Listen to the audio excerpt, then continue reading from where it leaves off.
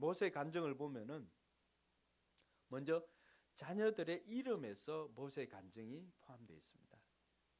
모세는 두 아들이 있었는데 그 두 아들이 자신의 BC와 AD였습니다.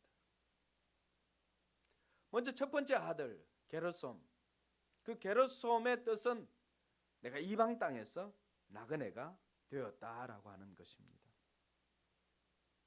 오늘 본문의 말씀에도 이 아이들의 이름이 기록되어져 있습니다. 3절에 보면은 출애굽기 18장 3절 한번 찾아보시기 바랍니다.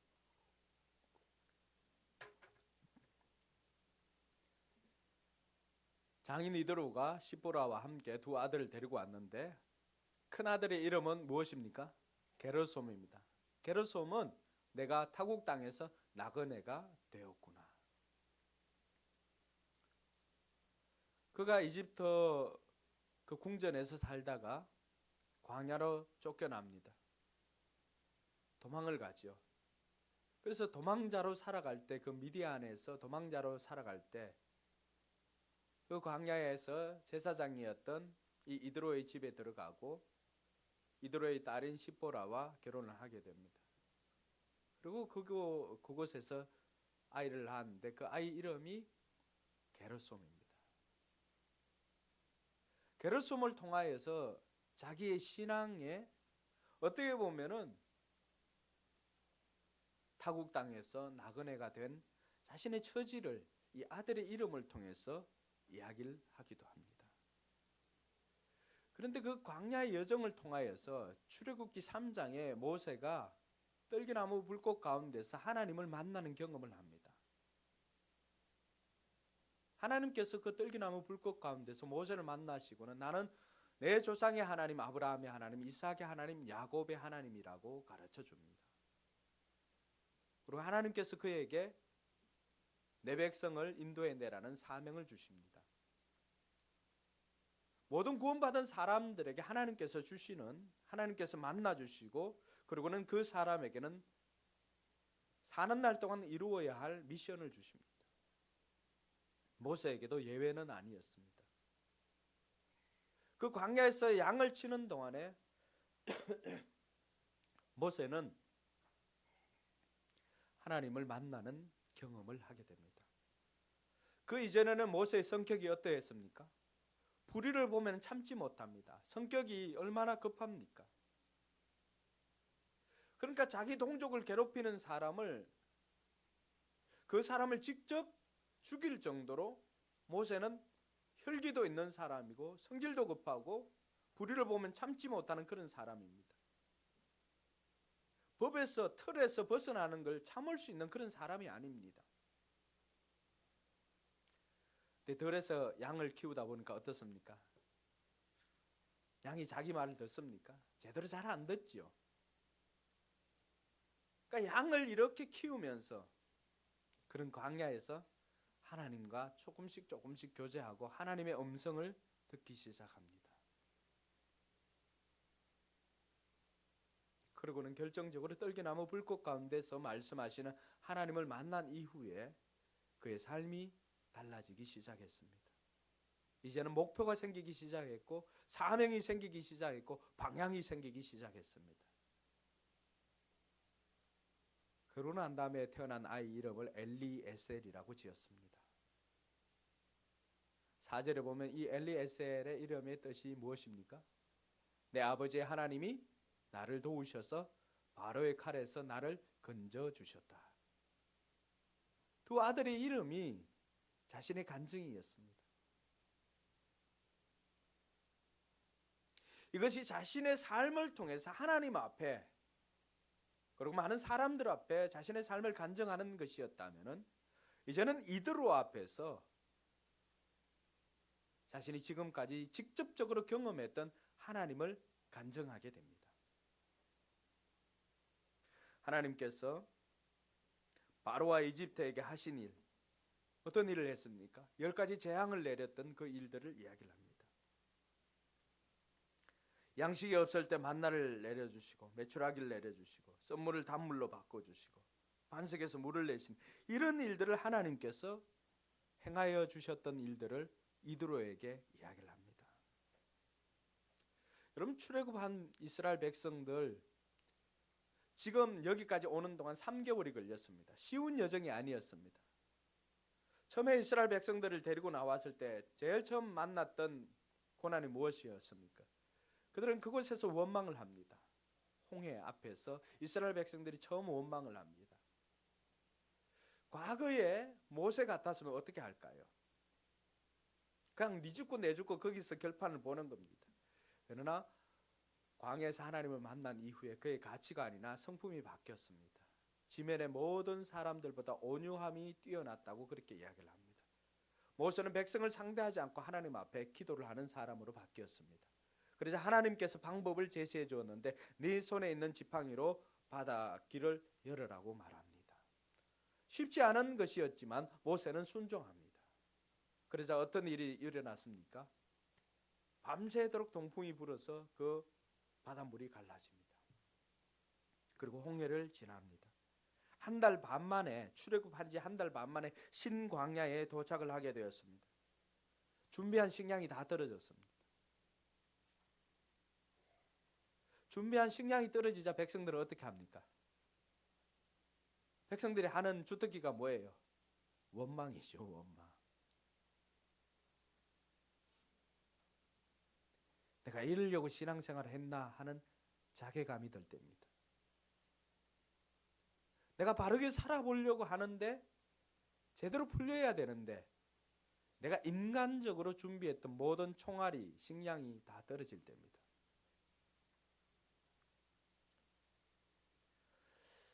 이 대목에서 같이 한번 따라했으면 좋겠습니다. 인간의 능력이 끝나는 지점이 하나님 공급이 시작하는 지점입니다. 여러분 동의하십니까? 한 달 반 만에 자신들이 인간적으로 준비했던 모든 식량들이 이제 다 떨어집니다.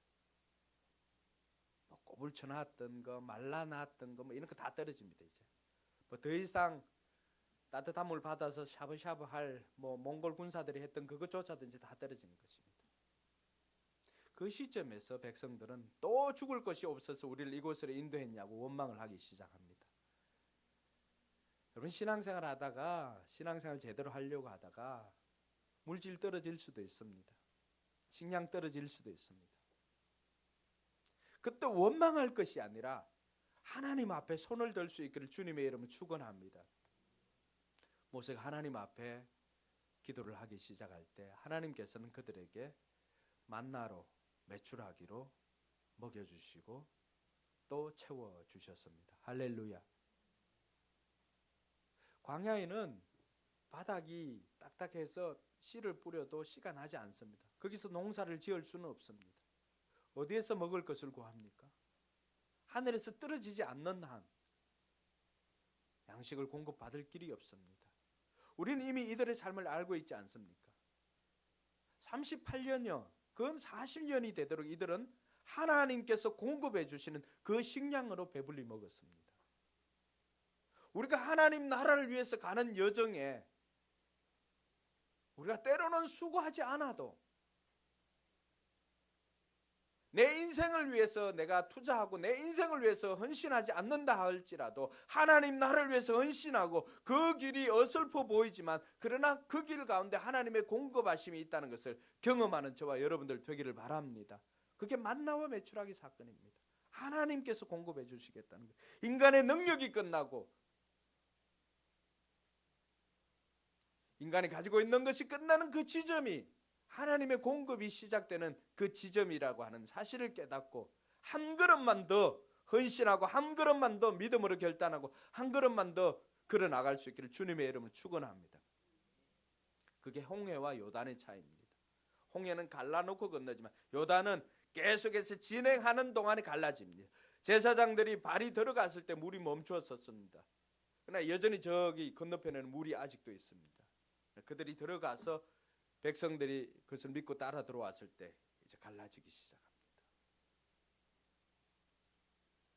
그리고는 신광야를 떠나서 르비딤에 이르게 됩니다. 이제는 마실 물이 떨어집니다. 또 그들은 뭘 할까요? 3차 원망이 시작됩니다. 하나님께서는 전혀 말 같지 않은 명령을 모세에게 합니다. 가지고 있는 지팡이로 반석을 치라고 합니다. 그럼 반석을 친들 이게 여기에서 물이 날까요? 모세는 어떻게 합니까? 모세는 그 순종하기 어려운 메시지를 순종을 합니다. 반석을 칩니다. 놀라운 것은 거기에서 200만이 넘는 사람들이 마실 물이 콸콸콸콸 쏟아집니다. 지금 한두 명 먹는 삼다수 한 병으로 해결할 수 있는 그런 양이 아닙니다. 몇 명이 있는 거예요. 여러분, 우리 여기 식구들이 다 먹으려면 물이 어느 정도 필요할까요? 한 2팩 정도는 큰 이거 한 2팩 정도는 있어야 목을 좀 축일 수 있지 않겠습니까? 그럼 광야에서 어디에서 그 물을 구합니까? 반석이 얼마나 커야 될까요? 다음에 그 반석 크기를 사진하러 한번 보여줄게요. 오늘은 준비를 못했는데 직접 찍어온 게 있어가지고 뜰기나무에 보면은 그 반석 사진이 이렇게 갈라지고 물길이 나 있는 그 현장이 있습니다. 쏟아지지 않으면 마실 수가 없습니다. 200만이나 되는 사람들.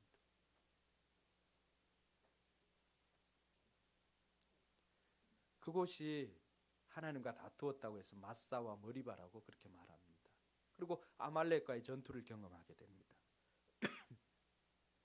이 모든 것들을 통하여서 모세가 한 것보다는 하나님께서 행하신 일들을 모세가 이드로에게 다 이야기를 해주었습니다.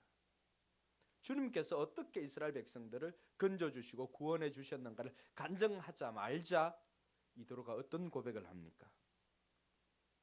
10절에 보면은 여호와를 찬송하리로다. 주님은 마땅히 찬양을 받으실 분이십니다. 할렐루야. 그리고 11절에 보면 그가 드디어 이제 하나님이 어떤 분인가를 알게 됩니다. 알고 믿는 것입니다. 할렐루야. 11절 같이 읽습니다. 시작.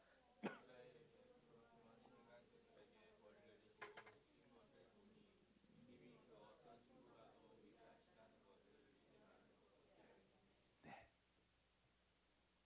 사울이 다마스커스 도상에서 주님을 알았던 것처럼 모세가 뜰기나무 불꽃 가운데서 하나님이 어떤 분인가를 알고 만났던 것처럼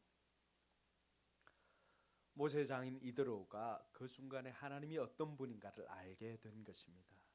그리고 그는 하나님의 공동체에 들어오게 되었고 12절에 보면은 하나님 앞에 제사와 예물을 드리고 하나님의 공동체가 되었습니다. 물론 모세는 그 미디안 광야길을 너무나 잘 알고 있는 이 이드로를 함께 가자고 이야기했지만 그러나 이드로는 그들과 함께 가지 않고 결국에는 남아 있습니다.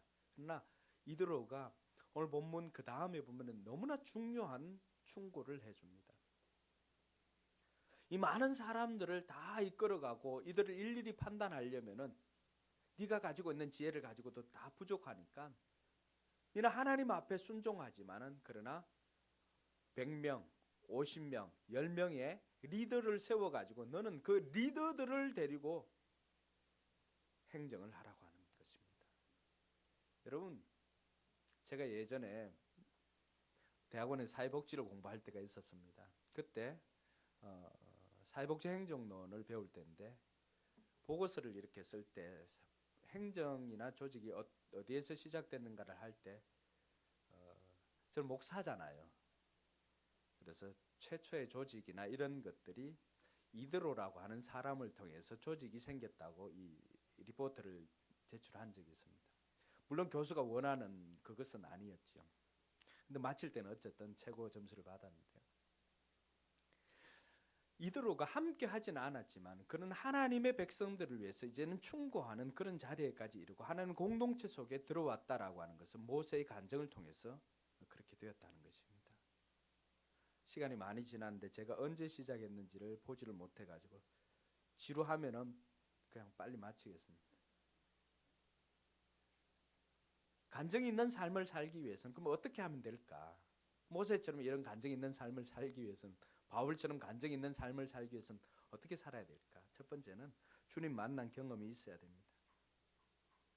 모세가 출애굽기 3장 6절에서 나는 너의 조상의 하나님이다. 떨기나무 불꽃 가운데 일하시는 하나님을 만났기 때문에 그 하나님이 어떤 분인가를 알게 된 것입니다. 바울이 다마스커스 도상에서 주님을 만났기 때문에, 부활의 주님을 만났기 때문에 그분이 하나님의 자녀, 그분이 그리스도라는 것을 알게 되었습니다.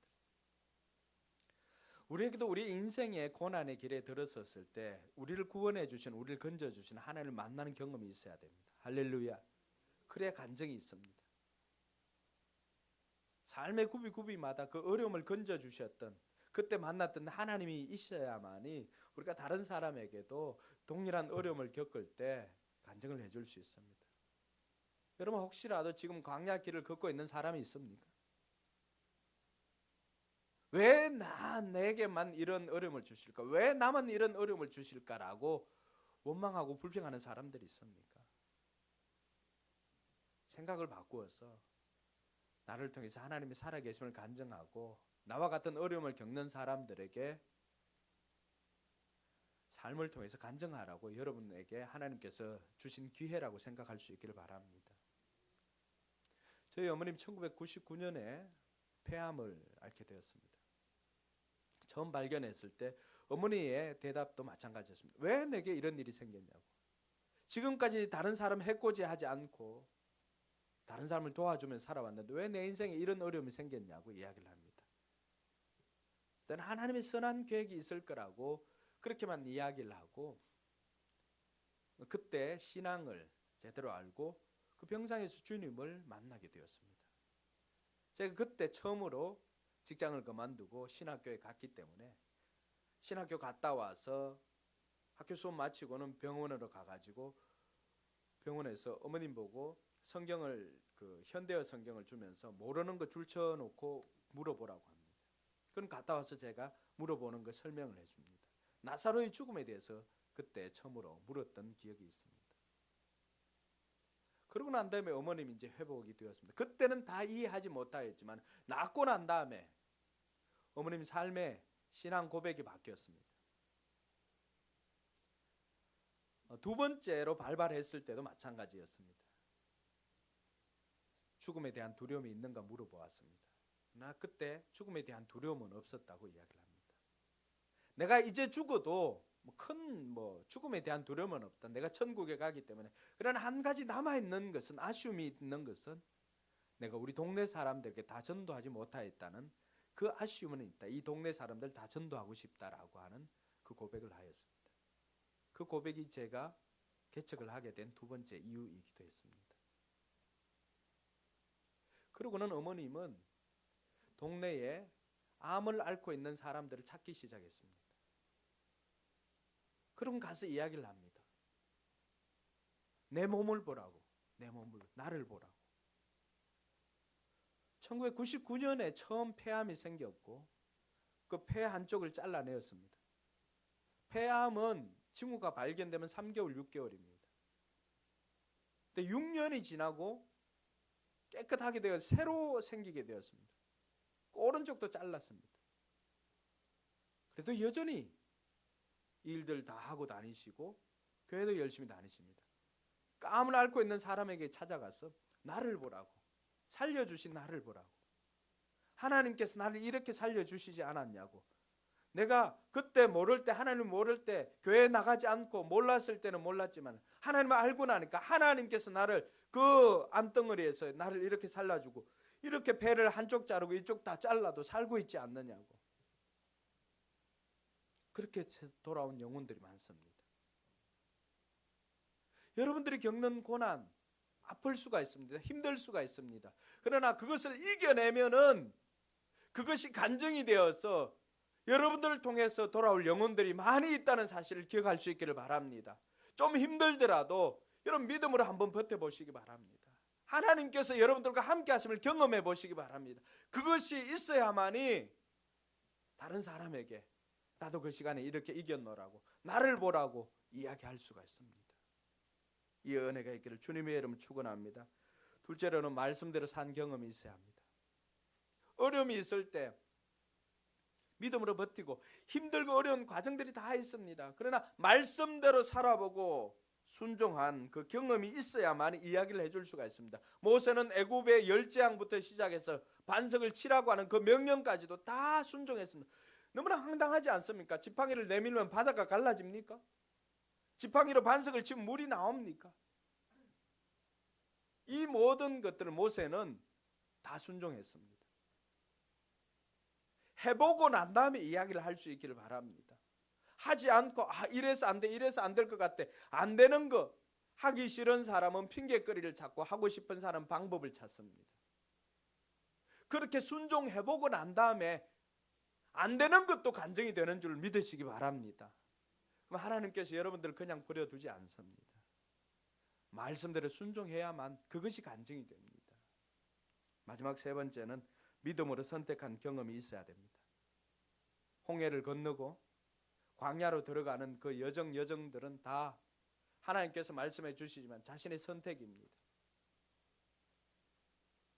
그래, 결심해서 하는 그런 선택, 믿음으로 결단하며 살아보려고 하는, 내가 이제는 고난이 있을지라 내 앞에 광야와 같은 인생이라 할지라도 내가 광야로 기꺼이 들어가겠노라고, 그곳에서 하나님을 만나겠노라고, 사람들이 힘들다고 하고 그것이 명예와 지식과 부는 없다 할지라도 그러나 그것이 가치 있는 일이라면 바울처럼 내가 지금까지 나를 위해 살아왔던 그 이로운 것들을 다 이제는 해로 여기고 이제는 정말로 그리스도 예수를 아는 지식이 가장 고상하여서 그 영혼 구원하는 일에, 하나님 나라를 위한 그 일에 내가 선택해서 들어가 보겠노라고 하는 그 결단이 있을 때 그것이 우리에게 간증이 될 줄로 믿으시기 바랍니다. 사랑하는 성도 여러분, 간증이 있는 삶을 삽시다. 간증 없으면 가짜가 될 가능성이 너무나 많습니다. 간증이 있는 저와 여러분들 되기를 주님의 이름으로 축원합니다. 기도하겠습니다.